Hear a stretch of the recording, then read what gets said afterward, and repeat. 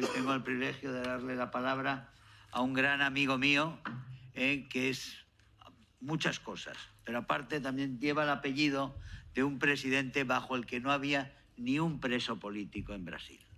Ni un preso político.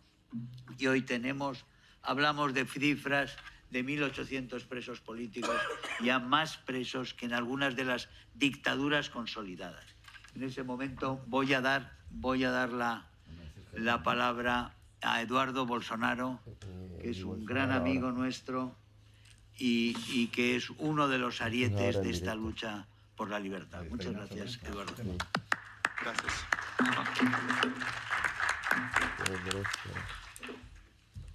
Hope this is a Brazilian coffee. Other way I will call you as xenophobic. No, I'm not from the left. Thank you very much to have us here. Hermann, Rob, you are really allies. You are doing a lot for us. Sometimes people do not realize how important it is we come to a place like this here and talk to all of not only Europe, but mainly Western Hemisphere about what is going on in Brazil. If this voice was not so important, for sure our enemies would not be right now trying to shut up us. And I will enjoy here the audience that we have from people from Hungary, from Greece, from Spain, from France, from other countries around here, from Portugal, Netherlands. And I will do a very quick formal documenting video, a registration about what is going on in Brazil, talking some facts, talking about some names, to make sure that if you want to do a research in the future, you can Google it and see that everything that I'm talking here is not coming from my mind, but even the mainstream media in Brazil, sometimes they put in the news what I'm going to talk here. I could talk here about several cases. I would just tell you 3 or 4 about the worst things that happened in Brazil. As Congressman Bia Kicis said, a former teacher of 71 years old, Miss Iraci Nagoshi, who had never set a foot in the police station, being sentenced to 14 years in prison for allegedly participation in January 8 vandalism. I would like to highlight here that January 8, it was pretty much what you saw in January 6 in the United States. But the Brazilians that are now in jail, sometimes they were even not in the place where happened all of that.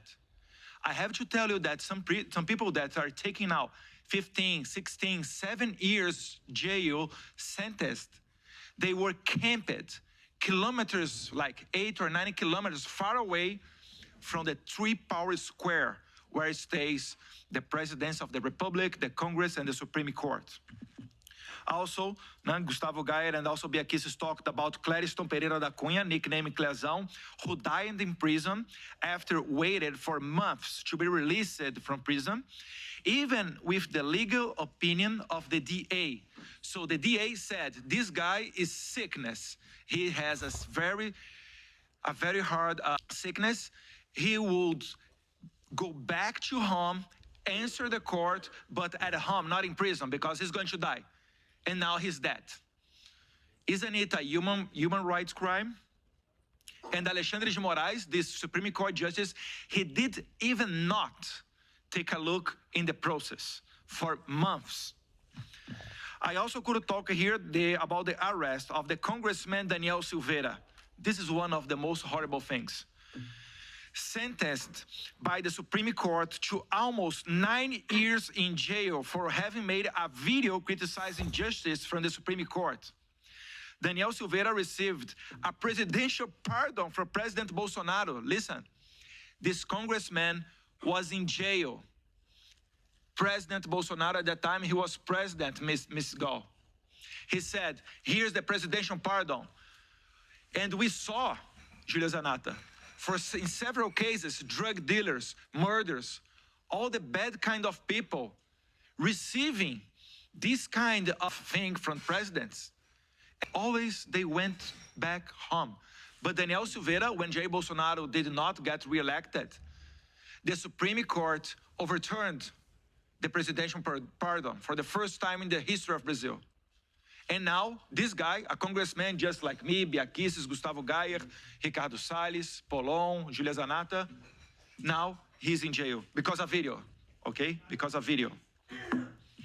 There is also the journalist Alan dos Santos, who Alexandre de Moraes tried to extradite, but was refused by the American authorities, who understood that the accusations against the journalist were not crimes, but mere opinions. After this, Alexandre de Moraes canceled not only Alan dos Santos' Brazilian passport, as well as that other journalists critical of the Supreme Court, such as Paulo Figueiredo and Rodrigo Constantino.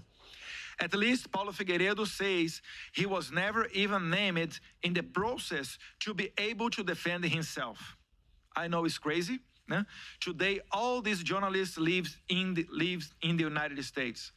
So, Alexandre de Moraes canceled his passport, and he's like, what did I receive at home, like saying that I have a process in the court? Nothing. Talking about journalists, we have here a European journalist, Sérgio Tavares, who was detained in the São Paulo airport when was arriving to cover a Brazilian protest in favor of Jair Bolsonaro.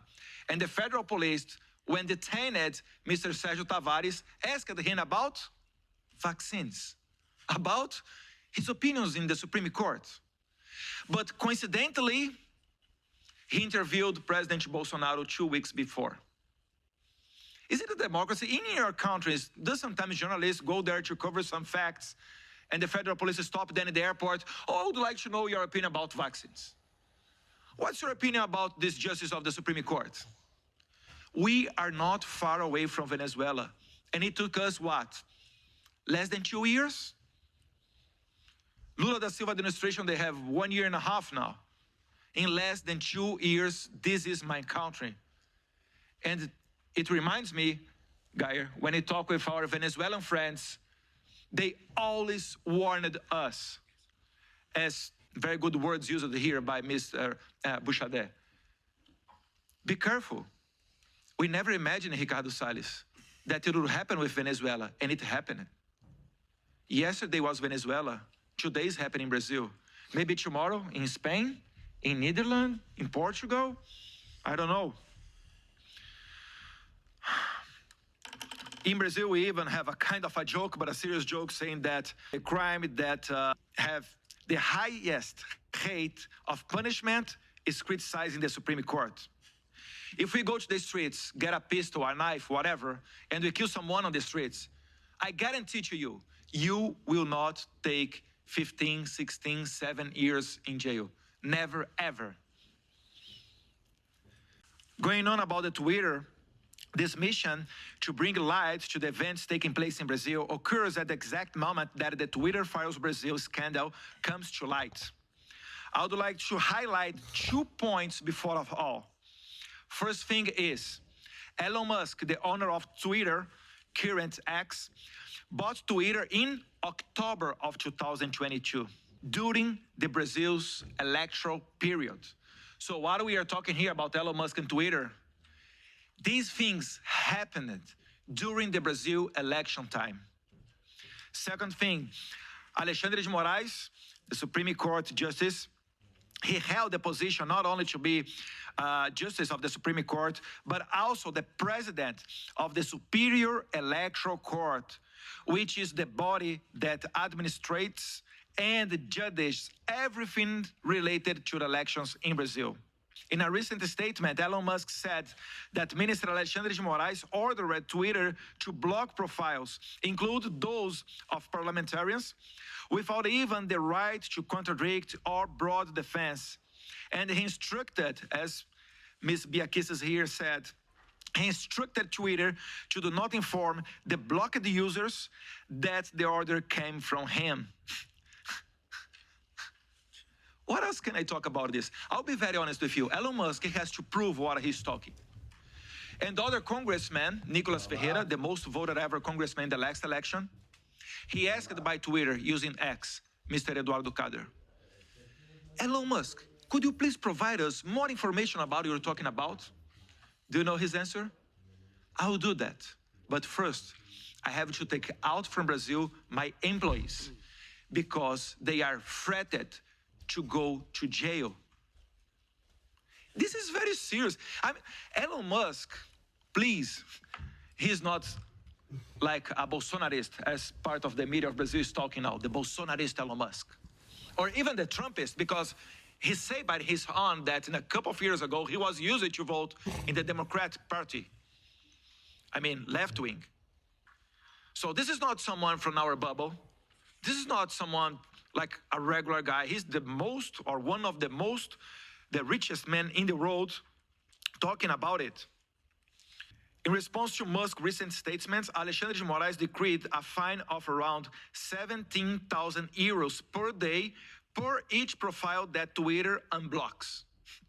The legacy media in Brazil calls those who unblock profiles as anti-democrats, while the authority that silence people on the internet as the bastions of democracy. This narrative no longer stands up. And things get even worse when you analyze the reasons why these profiles were blocked. The intention is to crush opposition to Lula in Brazil through the unconstitutional use of the Supreme Court. As we are here in a very good environmental, going to the end, Mr. Hermann Tertsch, I will not read everything that I wrote here. Only to have one idea. One idea. My father, former president of Brazil, he was, like a couple of days ago, he was under investigation. Do you know why, Rob? Because we bought a good car, Mr. Frias, because we are rich, because I'm a millionaire. Oh, the son of Bolsonaro is a millionaire now. He used the influence of his father and earned a lot of money while his father was president. No, because there is a video where Jair Bolsonaro was in a jet ski and he passed by a whale on the sea. Yes, I will repeat again, because I see some faces here that maybe you did not realize what I'm talking about. Jair Bolsonaro was in a jet ski on the sea. There was a whale on the coast of the state of São Paulo. In this video, my friend Hermann Tertsch, looks like he was 15 meters close of the whale. That's it. This is the crime. 2 to 5 years in jail. But in Brazil, things always Sérgio Tavares, Lili, Jamile, Marco Antônio Costa. In Brazil, things always can get worse. Do you know who reported this crime for the federal police? The environmental minister of Lula da Silva. The kind of people that go to the COP or sometimes come here together with Lula da Silva to the European Parliament, saying good things about the climate. Oh, I'm worried about what is going on in Amazon. But she has time to stop all of her work, I mean, if she really works, to do this kind of thing. And the first police officer that received this denouncement, he refused to go on with the investigation. But Marina da Silva, the environmental minister of Lula da Silva, she's brave. And she appealed for a second police officer. And this police officer took that. Nowadays, a couple of days ago, this case is no longer under investigation. But my father still has to pay a fine of about 500 euros because other organism called IBAMA is also persecuting him. Not only the police with the environmental minister of Brazil.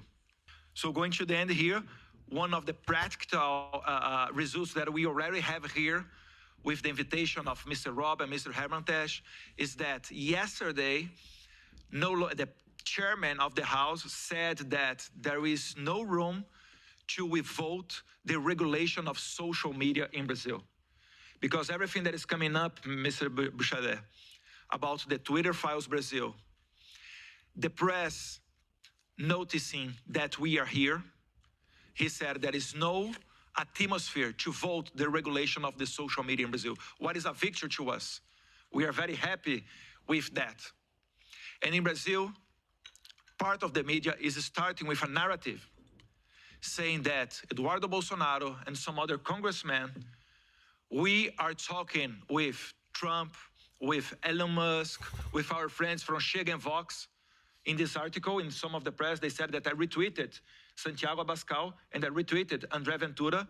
So this is the network of the extreme, far, far, far ultra-right that is attacking the democracy in Brazil. I'm serious. I laugh. At the first point, I laugh. But the second point is the narrative prepare the judicial actions. And they are smart. Every month, at least twice, all of them, I go out to the US Congress, to Argentina, now here to our friends in Belgium, Portugal. I'm going to the CPAC in Hungary. I hope so, inshallah. They can do that, create this narrative that I'm attacking the democracy with my friends here, to send the federal police to our houses and get our passports and take our passports to stop with this work. Because we are taking them out from this comfortable atmosphere. Because one of the things that they love, Mr. Hermann Tertsch, is travel abroad and talk about democracy and liberty. Be careful. Alexandre de Moraes and some other Supreme Court justices, they go all around the world teaching the good example of Brazil. How did they do to keep the democracy in Brazil? So this is a warning for you, and thank you very, very, very, very much about the support and the help that you are doing to Brazil. Thank you. Because